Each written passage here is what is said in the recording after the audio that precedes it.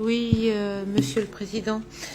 Je ne partage pas l'optimisme qui semble être exprimé par les uns et les autres et que formule cette résolution.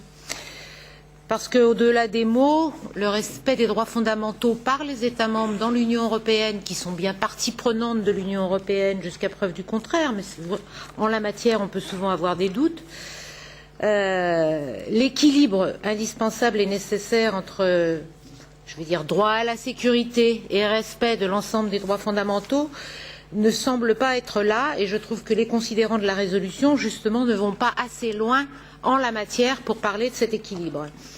On parle d'équilibre entre prévention et répression. Je ne suis pas sûre que ce soit une question d'équilibre. Les deux doivent être menés de front. Et s'il n'y a pas de véritable politique de prévention, tous les beaux discours que nous pouvons faire ne servent pas à grand-chose.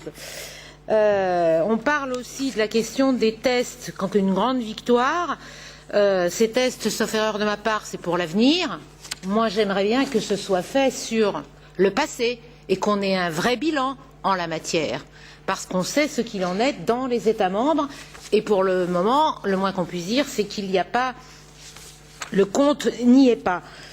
Et justement, la question essentielle en la matière, c'est pas d'avoir une belle stratégie, de beaux discours, c'est comment les États membres mettent en œuvre ces politiques-là. Je suis française. Le Parlement français est en train d'adopter une loi sur le renseignement au motif de lutte contre le terrorisme, qui est une des pires lois sécuritaires qui n'ait jamais été votée et qui brasse un panel hallucinant en matière de renseignement, de fichage, de suivi de tous les citoyens. Donc si on n'a pas des mesures suffisamment fortes qui nous permettent d'aller de l'avant en la matière sur les garanties, je pense que nous continuerons à parler dans le vide comme nous le faisons trop souvent en matière de droits fondamentaux. Et le PNR européen, n'est que la triste illustration de tout cela. Donc pour moi, le compte n'y est pas. Je ne vois pas comment mon groupe pourrait s'associer à la résolution telle qu'elle existe.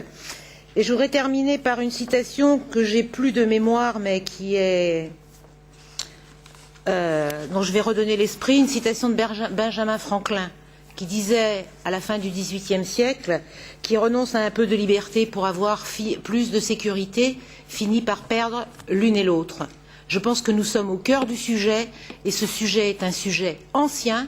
Il serait bien que nous sachions à l'intérieur de l'Union européenne, si l'article 2 a véritablement une valeur, le mettre en œuvre.